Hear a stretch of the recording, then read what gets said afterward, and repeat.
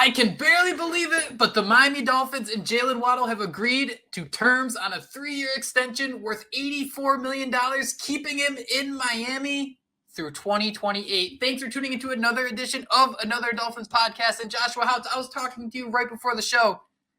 It's pretty nice to hear some nice little surprises like this, isn't it? Yeah, I mean, I was off Twitter for a little bit. It's my daughter's second to last day of kindergarten, so yay. But yeah, went on, and there it was. Jaylen Waddle signed an extension. I just nearly fell out of my chair because not only were we expecting to do a podcast at some point this week, but we wanted this to happen. We didn't know when it was going to happen. We were maybe biting our nails a little bit to see if it was going to happen, but now we can sit here, we can breathe a sigh of relief, and just come on here and react to this. Jaylen Waddle is a Dolphin for a pretty long time. After it's so hard to talk about the Dolphins in general because this is a franchise that hasn't won a playoff game in 20 years, and that has really turned some of this fan base incredibly bitter. And I understand that you want to see success into January, may I say even February. But the Dolphins have been one of the better teams in all of football over the last 4 years. They have winning records in each of the last 4 years. That's 4 consecutive winning seasons. I think there's only 3 teams that have a higher streak going than the Dolphins. And it's happening because they're finally drafting good players. They're finally developing players. And this is so crazy for me to say, Josh, but as you know, I've been always viewed as one of the kids, right? You don't remember the good old days of Marino. I don't even remember Fiedler. Jaylen Waddle is one of the prime examples of just seeing somebody come in, work their tail off, and get paid for not only what they did, not only get paid for leading the league with 18 yards per reception, scoring 8 touchdowns in a season, but he is going to cash in for being a top-tier wide receiver for years to come. And you better check your pulse if that doesn't have you fired up. Yeah, it's crazy how far we've come too, right? I mean, I think we all remember draft day with him, he looked so fly, and they just said, deuces to his family. We all know he talked to his family before that, but it just looked like he was like, I'm out. See, I got drafted. So we've come a long way. I think even in that rookie year, you and I came on here. Yes, he had that 104 receptions for a franchise record, but the Dolphins kind of kept him in a cage a little bit. I think 9.8 yards per reception. And then we kind of saw him blossom after that. So, yeah. So, I mean, what we've seen him become, and I think, honestly, what he could still become is what has to intrigue the Dolphins. And the fact they got this done before CeeDee Lamb cashes in, Justin Jefferson. And it's like you mentioned, man, it's just so far that we've come where it used to be we're sitting here wondering who our wide receiver was going to be. We were getting hyped over Marlon Moore's and things like that. But now they're drafting these, I don't want to say elite players, but he's getting paid like an elite receiver, right? I think it's top 5 money annually when it's all said and done. So kudos to Chris Greer for finding the talent. The Dolphins clearly wanted him and just what he's been able to do when he got here. I mean, him and Tua Tagovailoa have an amazing chemistry, and to see it continue to grow and to think of where this maybe could potentially go. I mean, it's exciting. So very exciting times to be a Dolphins. And again, I'm so glad it happened now because the Dolphins, we needed this, right? We needed this to happen now because we didn't want this going too far into the, whenever. Highest paid wide receivers per year, A.J. Brown. He just signed a new deal recently. He's making $32 million annually. Amon-Ra St. Brown, that was kind of the noticeable one for me, Josh, who I really kind of compared. Like Jaylen Waddle, Amon-Ra, those guys are going to be relatively similar, I feel. He's at $30.02 million. Tyreek Hill's making $30 million a year, and then Jaylen Waddle comes in fourth at $28.25 million. Joshua Houtz, what do you have to say to I'm just going to do it. What do you say to the haters? You have Tyreek Hill, an absolute volume monster on your team who's pushing for 2,000 yards every season. He's getting paid like a top-tier wide receiver. Why would Miami want to make a trade or make a deal like this when you already have Tyreek Hill under contract? For me, I think it's just, getting it done now, like we said before, some of those other deals. I mean, I see some people on Twitter. I'm trying to stay off Twitter, trying to, clear the mentals a little bit, but I see some people complaining about this. And to get it done now before, again, those big contracts, we're going to look at this in a couple of years and think the Dolphins had themselves a bargain. I mean, we're going to talk about it, but it sounds like even Tyreek Hill, we're talking about his number, but it sounds like that could potentially go up at some point. So I like that they did this now. Again, he's 25 years old, and we've heard Tyreek Hill before talk about maybe riding off into the sunset at some point. If he were to do that, I mean, you need Jaylen Waddle, because for everyone that sits here and says he's a wide receiver too, when he's flushed into that role, I wish I had the stats in front of me. I'll try to look them up throughout the pod, but I heard there was that game where Tyreek Hill went out and Jaylen Waddle stepped up, and that's what you wanted to see out of him. So Glad they got this done now. A little bit surprised. I thought maybe we'd see Javon Holland, especially maybe even Tua Tagovailoa, but Jaylen Waddle, no one's complaining that he's signed, right? To kind of pull back to the point that the Dolphins, they haven't won the playoff game, but they've been a better football team in recent years. They haven't won the division, but I think I'm such a huge fan of Jaylen Waddle because he is great in divisional games. Arguably the six most important games of the year. Jaylen Waddle always seems to step up. You mentioned it. Tyreek Hill went out. That was against the Jets. And whether it was DJ Reed, whether it was Sauce Gardner, Jaylen Waddle was eating all day long. You go back to last season, the 2022 season, that week 3 game, man, against Buffalo. I don't think I'll ever be more jazzed up than I was on 3rd and 22, Miami right around the 50-yard line, trailing by 3 points to the Buffalo Bills early in the fourth quarter, I should say, and having Jaylen Waddle there to catch a 3rd and 22 to bring you inside the 10-yard line against a divisional rival, that stuff, man, you can't overlook it. And, the Patriots kind of suck right now, but even to bring it back, if you remember back to Hard Knocks, there'd be the one play they show over and over, and it's Tua just nailing Jaylen Waddle for an easy 20-yard touchdown. I think Mike McDaniel's done such an excellent job of using Tyreek Hill to open up Jaylen Waddle, specifically against the New England Patriots in recent years. Having someone who can just be dominant against divisional rivals isn't something I could think back to a lot of Miami Dolphins players doing. Cameron Wake, but he was pretty dominant against everyone. I mean, obviously, I think about players who have always been good against us. Stephon Diggs instantly comes to mind for me, just someone who's going to torture the Dolphins every time he plays them. But I think when you look at the overall numbers of like, hey, Tyreek Hill's getting all these targets, Jaylen Waddle's right beneath him, that really doesn't do it justice. And I think there's a huge percentage of NFL fans who look at contracts and say, oh, geez, so-and-so did X, Y, and Z. Jaylen Waddle only has 18 career touchdowns. Why are you making him a top 5 paid highest player? Well, because in 2-3 years, this dude is going to be wide receiver 1 for the Miami Dolphins. Whether if that includes Tyreek Hill maybe slowly taking a step back as he gets older, or maybe the team goes their separate ways, I'm not sure I want to have that conversation right now. I'm supposed to be happy here. They're paying him to be the 1A of the future, man, and I'm very, very excited about that. Yeah, and I'm glad you didn't get too deep into those players that have haunted us, because I wrote down immediately Thad Lewis, because I don't know why those Thad Lewis, like the EJ Manuels, all those mobile quarterbacks, like they just damn, dude, we're sitting here talking about Jaylen Waddle, 3 back-to-back 1,000-yard seasons, right? And I think the one that really stands out, obviously, besides the 104 receptions that he had as a rookie in 2021, was that season he had in 2022, where I think he led the NFL, right, in 18.1 yards per reception, 1,356 yards. And then last year took a little bit of a dip back, but still 14.1 yards per catch. And again, what he means to this offense is just everything, really. I mean, I don't think that Mike McDaniel can use this. He won't be able to put this offense out there without having a Jaylen Waddle and Tyreek Hill. And again, it's just almost a Spider-Man meme. That's what we talked about, right? Them just looking across from each other and just seeing the exact same, almost looking in a mirror. And you talked about that Jets game. It was 8 of 9 catches for 142 yards and 1 touchdown. That was the game where Tyreek Hill went out. And I mean, you talked about he steps up in big games. And I mean, based on, we try not to get too hyped over him, showing off their little workouts and things like that. But he does seem like he's keeping his feet on the ground and he's using those hands more. So that's kind of that next step we really want to see from Jaylen Waddle. So love that they got this done. Intrigued to see what the next move is, and intrigued to see what the next step is for Jaylen Waddle, who again is 25, probably didn't even hit his prime, and him and Tua Tagovailoa, I mean, they're like peanut butter and jelly, man. Let's talk about the Tua and Waddle connection, because I think there's a sense too that some people are like, oh, Jesus Christ, we're going to talk about this some more. Yes, they played together at Alabama. A report just came out recently that Jaylen Waddle, he was going to sign elsewhere, and then the second he saw Tua throwing the football, that's when he decided he was going to go to Alabama. And then to fast forward a little bit, Josh, let's go to draft night in 2021 when the Dolphins selected Jaylen Waddle. They were playing like the meanest game of hopscotch. They were just really no ice, heavy on the YOLO. They were trading up and then trading back. They settle at that 6th spot. They could have had a chance to get Jamar Chase. They could have had a chance to get Devontae Smith. But Josh, it was like I think it was like draft day or even like the day before. It was like CK Parrott. It was the 3 yards per carry guys. I don't know if they got wind of something or it was just they're very good at their job. And they just punched down the door and saying, Jamar Chase is an awesome wide receiver. Devontae Smith is an awesome wide receiver. But I need to tell you that Jaylen Waddle is that perfect wide receiver for the Miami Dolphins, for Tua Tagovailoa. And I think he's just gone ahead and proven that every time he steps on the field.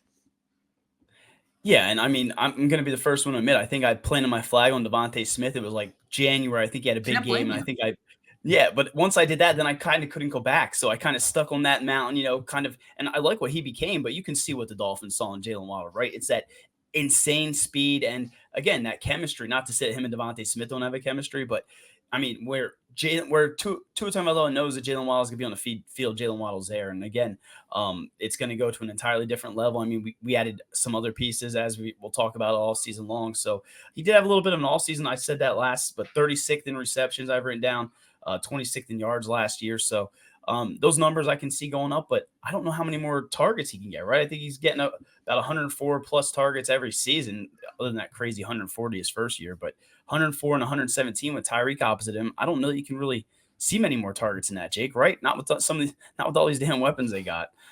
Yeah, you kind of even hope they could maybe reel back a couple of those targets. Jaylen Waddle did struggle with injuries at the end of the year. I think that kind of diminished his numbers. Just because you can get the 140 targets, man, I'd love to see him get if Jaylen Waddle finishes with anywhere from 70 to 80 targets, it means he took that. Remember on Christmas Day, that slant pass against the Green Bay Packers where he's just running across the field and he takes a turn. Shout out Tyreek Hill for an awesome block. That's kind of what I hope to see more out of Jaylen Waddle as time goes on, because he is going to be your number one wide receiver someday, but I don't think you want him to be that guy averaging, 9 yards per reception. You want to give him the ball in space where he can be more of that yak guy. I want to see him closer to that 18 yards per reception. I think whatever that number is would tell me a lot more about how his season went compared to the, whatever, it's 140 targets, because it goes back to those Jarvis Landry years where it was just, you can scheme a wide receiver open, but if it's only getting you 7 yards per reception, it's not really the scariest thing in the entire world. No, but I will say that I do like the way it was utilized. That he did get utilized a little bit more in the screen game. Yep. I'd written down the only 8 carries, and I don't know why. It's probably just that fanboy or the Madden player. Thinking outside. Everybody can be a running back or whatever it is, but I'm thinking you can give Jaylen Waddle a little bit more than 2 or 3 carries a season. So again, this dude is a playmaker, and like you said, man, it's just intriguing to see how this is going to open up, because now we got Odell Beckham on the outside, right? You got Jonnu Smith there. We're talking about Devon Achane, seeing those touches. Jalen Wright, everybody's hyped about. So shout out to Jaylen Waddle. Everybody sees the video of him going around talking about his Munyon or whatever it is. I got to post that with this. Yeah. 57 NFL players have at least 800 routes in the last 2 seasons, and only Tyreek Hill, Justin Jefferson, and A.J. Brown have averaged more yards per route run than Jaylen Waddle. Jaylen Waddle's sitting at 2.73 yards per route run. Just an overall impressive player, Josh. We can't talk enough about the speed. I was actually going through, because we just did a book club, what I call him, the master manipulator of routes. Just the way he's able to just cut and go and come back is always so damn impressive. Josh, let's talk for a minute here about the timing of the contract, because we mentioned it. Amon-Ra signed his deal, and I don't think many Dolphin fans are really focused on the wide receiver market right now. I know, fan bases like the Cowboys are and the Vikings are, because every time a wide receiver signs a deal, you have 2 guys in CeeDee Lamb and Justin Jefferson.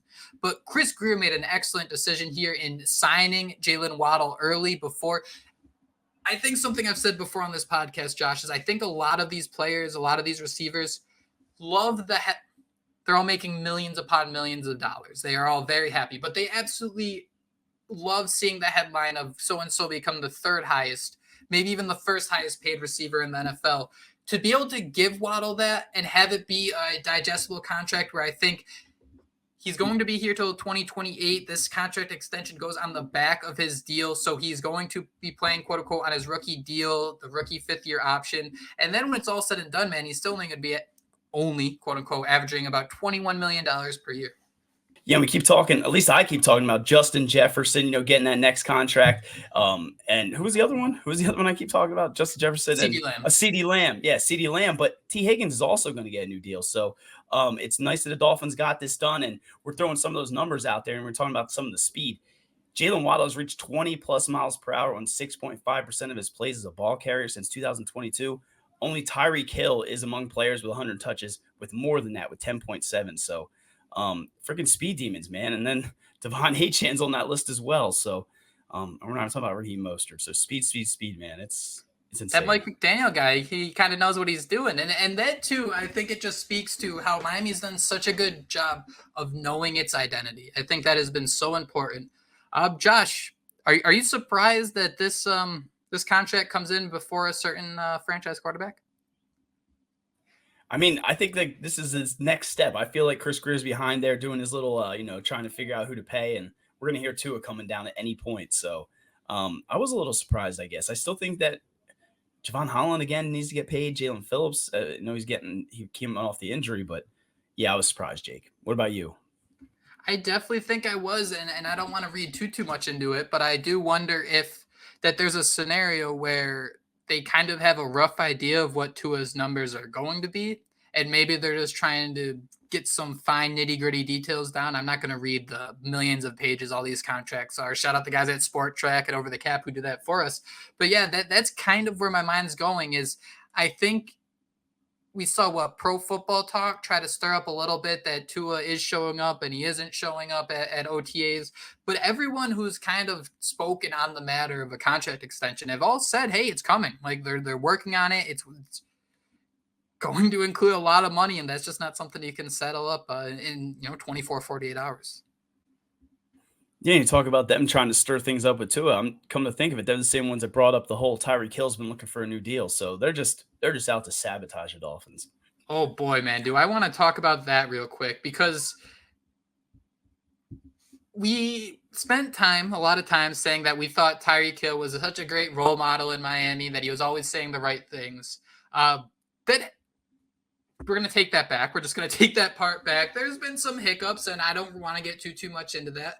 But when you're paying someone, $25 to $30 million, there's some concerns, right? You want them to be available all the time, different things like that.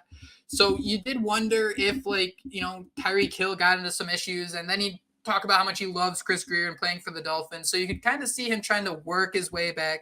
Not work his way back in. Tyreek Hill has been an awesome wide receiver for the Miami Dolphins, but you can kind of see where he's trying to, say like, "Hey, let's re-up this. Let's have it happen again," because it was initially announced that Tyreek Hill was going to be one of the highest paid receivers in the NFL, and he was. But I just want to get a direct quote here from Pro Football Talk. Make sure I don't mess this up.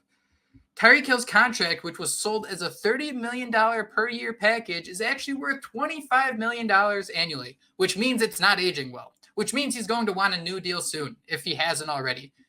Obviously, Florio's got to add a little bit of sass into it. I don't blame this mindset, but I'm a little confused by the wording of the Dolphins got Tyreek Hill. Like, Tyreek Hill has one of the league's strongest agents in Drew Rosenhaus. This is something that all sides knew about, that Tyreek Hill's contract was set up a specific way. Now we're getting these rumblings, and I have to wonder, man, if somebody heard about this Jaylen Waddle extension on Wednesday night, we're recording this on Thursday when the contract was announced, and just kind of decided we got to stir the pot a little bit. Like, we got to make sure Tyreek Hill is part of the conversation, because don't get me wrong, I definitely do not blame him for wanting a new contract. Absolutely, he's one of the league's top receivers. There's no doubting that. But hearing the Hill thing the same day as the Waddle thing, something's a little fishy. Yeah, we're just gonna chalk it up as Florio and Chris Sims. They're just trying to do us dirty. That has to be it. But maybe Tyreek Hill really does want more money, which I don't even. Again, we talked about before coming into this. We just like to use other people as our resources and tweets like that, because I don't even want to get into what Tyreek Hill's void years and things like that. They keep kicking the can. So we want to get into that. The one interesting thing, Jake, before we move on, is I did see that Waddle, his cap hit went up this season. I think it was about 1.28 million according to Spotrac. So. It looks like I think they have total down 4 years, 77.3 million. Seems like a practical deal. Again, it's all just numbers, and I don't understand it, but seems like the Dolphins got themselves a nice deal. I don't know why people are complaining about it. Don't know what you would have rather watched Jaylen Waddle walk, Waddle away to a different team. No, absolutely not. That's a good note you bring up, and I wonder if we'll have to wait about a week or so to hear the Dolphins announce this contract extension, just to see that post June 1st Xavier Howard contract money come in. That way they can really solidify the numbers and move forward there. But Josh, We weren't going to pod today, but seeing how we got this Jaylen Waddle contract extension, I thought this would be a great opportunity to do a little bit of a mailbag. If you're just joining the show, or if you would like a reminder, we are giving away a free copy of College Football 25 on your system of choice. You get one entry for dropping a Dolphins-related question to AnotherDolphinsPodcast@gmail.com, and we'll give you 2 more additional entries by including a screenshot of you rating the show on your app of choice. We're going to announce the winner on July 7th so that whoever wins, and those who don't have more than enough time to pre-order and get all your bonuses and fun things like that. So Joshua Houtz, I have 3 questions here, and I think it's great to start here with Adam. Adam, I definitely don't want to dunk on you here because it's just bad timing. You're kind of like us. We record a podcast, the news comes out. You asked us a question, and the news came out. Adam asked, who will get the first contract, Holland, Phillips, or Waddle? And do you think they all will return? With all these wide receiver contracts, I feel Waddle could be the next Wilkins. Hopefully not. I'm not going to lie, Adam. I was starting to get a little queasy that we're going to have some tough conversations about these guys. But, man, I am jacked to have Waddle back. Josh, do you think all these players return? If not, who might be the odd man out? I mean, I honestly don't even want to think about that. That's just a homer. I mean, I can't even sit here and speak that into existence. I mean, I honestly will say before this Waddle deal getting done, and I don't even know why it would change my thought process, but I would have thought, okay, Dolphins are going to have to make some tough decisions. We're going to have to lose one of these guys. But, I mean, Jaylen Phillips is, coming off an injury. Who knows if they can lock him up, for a more reasonable price because of that. I mean, that just sounds horrible to say. And then Javon Holland's been, teasing kind of a new contract, but said that too needs to get his done. So pray to God that we can keep all 3 because I can't imagine this team without him. But we said the same thing about Christian Wilkins, didn't we, Jake? That's such the key there. And as you look back, I mean, the Chiefs just had to trade away about to enter his prime L'Jarius Sneed. There are going to be tough conversations. And I was starting right? Yeah, exactly. And it's not just one tough conversation. That's where I start to get a little queasy. If you had to pick one of these guys, Josh, who do you think won't return? Because that Holland quote, it was kind of funny, but reading it a couple times, it's like, yeah, if Tua's not getting his contract extension, there's absolutely no way I will. And the way Mike McDaniel talks about how much he loves edge rushers and, oh, God, man, if I had to pick one, I think it'd be Javon Holland. They think might walk? Was that what you're saying? I think so. Yeah, I can't say I love Jaylen Phillips. I think I even wished him a happy birthday, told me he's my favorite player. So I can't say that there's no way I could see him leave it. Dude, I can't imagine a world without Javon Holland, though. Then what would we do at safety, right? Because Jordan Poyer would be like, oh, God. He'll be 47. Yeah, he'll be 69 and, coming out and just oh, God, just bones. Speaking of that, Joshua, speaking about the safety position, Dorian asked, do you want Nick Needham in the slot or at safety? Because if the Dolphins get into a scenario where you've won more games than you've lost 4 consecutive seasons, you've made the playoffs each of the last 2 years, that is usually a pretty good indicator that you have some pretty good players on your team. And Josh, you can't pay everyone, especially when you consider the Miami Dolphins had that war chest of picks, and now all those, price tags are coming due. So would you want Nick Needham maybe forming into maybe a safety for years to come if he continues to trend in the right direction with the Miami Dolphins? Yeah, I think that's how I lean. I mean, we have yet to really see Nick Needham other than him posing right in a cool picture with the safeties. We really haven't seen what he can do there, but we have seen what Cater Cove can do it in the slot. And I think he plays, fantastic there. I know that Nick Needham's looked good there as well, but I think seeing what Nick Needham can do at safety with the Dolphins' need there that we've talked about in previous pods, that would be what I'd like to see. But I think if you ask Nick Needham, he's probably more comfortable in the slot, right? We've seen him before kind of be one of those upper echelon nickel, slot corners for a little bit. But I think he's really taken on that cross trading, and I'm intrigued to see what he can do at safety. What say you, Jake? Yeah, so Needham, he's 27 years old. He played over 400 snaps at slot cornerback in both 2020 and 2021. During that time, he broke up 8 passes, intercepted 4 more, and he was just in coverage for 3 touchdowns throughout 23 games. In 2022, he bounced to outside cornerback because of the Byron Jones injury, and he ended up tearing his Achilles tendon against the Minnesota Vikings. Last year, he was working himself back into playing shape. Vic Fangio mentioned that he's cross-training at safety, but Josh, what really surprised me is this isn't the first time that Nick Needham's been practicing at safety. He's actually been doing it for most of his career. He had this quote. He said, I think it was like 3 or 4 years ago when Javon and Brandon Jones were battling injuries. I stepped in and played a little safety. That was my first time really playing it. So now it's just kind of breaking it back in, hitting up some old notes that I had on safety and talking to Javon and having Jordan Poyer too, Houtz as well. 2 is the best safeties in the league. And then nickel, that's just football, really. I've never really had an issue going with that, going from corner to nickel. One more quote here, Josh, real quick, because you hit the nail on the head. At corner, it's all about your physical abilities. It's one-on-one. You versus the guy right in front of you. When you move to safety, you kind of control the whole defense. You have to understand how to put guys in certain positions and in certain situations what to do. Little more complex, but I'm actually pretty impressed by his responses here. I'm impressed by you having those ready to go, man. I mean, like, again, things go over my head, or I miss things, and to hear that, I mean, that got me jazzed up. So yeah, I'm intrigued, and to hear that, how much more complicated it is from being on the field in that perspective. So I'm definitely intrigued by Nick Needham at safety. I'm all for it.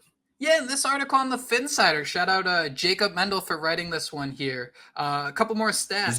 He's good. Make sure you follow him at JMENDEL94. Opposing receivers caught 6 of 8 targets when facing Needham in coverage. Josh, that doesn't sound too good if opposing quarterbacks are completing 75% of passes. But opposing wide receivers only average 7.3 yards per reception. I think that just speaks to Needham's tackling ability, his ability to keep plays in front of him. And hey, that kind of sounds like what a safety is supposed to do. So I think I'm all for this, man. I think that Nick Needham is turning into one of the veterans on this team. He's no longer, like, we can't talk about him in, the 2019-2020 context as this feisty undrafted free agent at a UTEP and maybe someone who the Dolphins need to do everything they can to make sure he is involved, whether the Dolphins have too much depth at cornerback, too much depth at safety, just finding a way to get him on the field. Yeah, and we can't overlook, I think this is his second year now coming back from injury. So he's probably ready to go, and he's probably playing more closer to that full speed that we've seen and be that superstar that some have claimed him to be. So yeah, man, I'm excited for Nick Needham. Always rooted for him. Before we get to our last question here, just a reminder, AnotherDolphinsPodcast at gmail.com. Send us your questions. I put it in the show descriptions. Mike, what's up, guys? Keeping on with the theme with the new game release and our beloved Miami Dolphins, who are some of your favorite Dolphins to play with in Madden? Obviously, we can say Tyreek or Reggie Bush, but bonus points if it's somebody only Fins fans will know. As much as it pains me to say it, I'll go with Pat White on offense and Cam Wake on defense. Love the show. Thank you so much, Mike. Cam Wake was always awesome because I don't know if they still do it, but there was a time when the Madden first introduced the badges underneath the players. Cam Wake's just ability to get around tackles, man. It was insane how good he was in Madden, just the speed. Opposing quarterbacks weren't going to get to him. I'm going to whisper here. Michael Agnew was really good in Madden. But Josh, who did you like to use in Madden? Yeah, well, I was punching air when I heard – well, not punching air. I kind of hat tip because Pat White was always one of my favorite. I loved subbing him into the game because he was like a poor man's Michael Vick. But I also had written down Brandon Marshall and Mike Wallace. Mike Wallace was kind of that he was kind of Tyreek Hill before, the Tyreek Hill. And then Carlos Dansby because I always used to be the middle linebacker. So finally having him with his dope visor and that hit stick, that was always fun. I still someday want to write like a 5,000 word essay. Just sorry, Carlos Dansby and Kevin Burnett. Sincerely, the Miami Dolphins. I was trying to think Devon Best was one that I always really enjoyed playing with. I don't know if I was trying to think of other guys who might be further down the depth chart who you might try to just throw in. Albert Wilson, Jakeem Grant were 2 guys I liked playing with. Yeah, I had a couple of friends that would always throw in Pat White because he did have that Michael Vick vibe. Some other games, I don't know if this is too helpful, Josh. Ronnie Belliard in MLB The Show 2006 is the GOAT second baseman for the Cleveland Indians at the time. Oh man, what's his name? Who's the basketball player on the Lakers who had the goggles in the 70s? Oh God. Here, you throw out some players. Let me look this up real quick because it's going to kill me, and then listeners will yell at me. Yeah, they're Kurt definitely Rambis. They didn't look it up. Kurt Rambis. He's a Nice. stud in 2K if you haven't played with him. Oh man, yeah. I'm trying to think of some of the other ones. Reggie Bush, right? We had Reggie Bush in Madden for a little bit there. That was always fun because he was an absolute speedy. I'm trying to remember there was someone I would always do the trips with that was one of the speedy guys, like Kenny Stills or Jakeem Grant, like someone, maybe even Clyde Gates. That you put in there and you do run that PA. And you would just throw him on a streak, and I don't know, it was some cheesy stuff. So it might have been Clyde Gates. So Shout out Clyde Gates. Charles Clay was pretty good too because he just run away from the linebackers. Somebody who sucked in Madden, and I feel bad because of the second time I brought him up, and he was always just awesome in Miami. But Jarvis Landry, dude, trying to play Madden and with Jarvis Landry was so tough because it's. Go ahead. Don't go. Keep going. Sorry. I was gonna say, like, he's going to be like an 86 over in Madden, but all of his traits are in like just. You don't see how those traits are played out on the field. Like, can you explain to me the difference between your quickness and agility in this scenario? Like, it's like when you make a character in Fallout and you do everything in like agility and luck, and you're just walking around like, hey, all right, what am I supposed to do from here? You just don't have the traits to thrive in Madden. So sorry, Jarvis.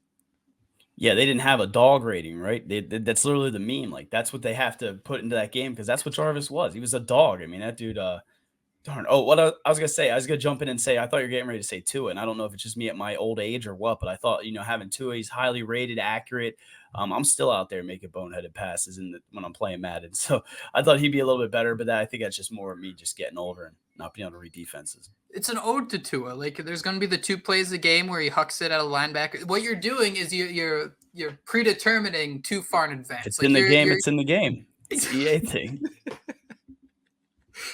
How old were you when you finally realized like the full EA Sports? If it's in the game, it's in the game. Like the true. Like, I just thought it was like a stupid slogan for a little while, but I don't know. It was like playing Harry Potter in 2002, where I realized like if it's in the game, it's in the game. Whoa! I feel dumb. No, and it was later in life when I realized that. And then you try to think about it, and you're like, they're kind of hypocritical because that's not true at all when you think about the different things they leave out of Madden and things like that. But they're going to bring all that stuff back for college football, and it's supposed to be an absolute amazing game. So we love these questions, right, man? I love using Pat White as well. And if you would love your own free copy of College Football 25, send us a question. You have about a week to do so. AnotherDolphinsPodcast@gmail.com. Joshua, thank you so much for joining me today. I know we weren't scheduled to record. We will have a show for you guys ready on Monday where we will have our first 53-man roster projections. We will have that with Kat. But until then, I hope everyone out there has an awesome weekend. Thank you so much for listening to Another Dolphins podcast. We will talk to you next time, and most importantly, fins up. Fins up.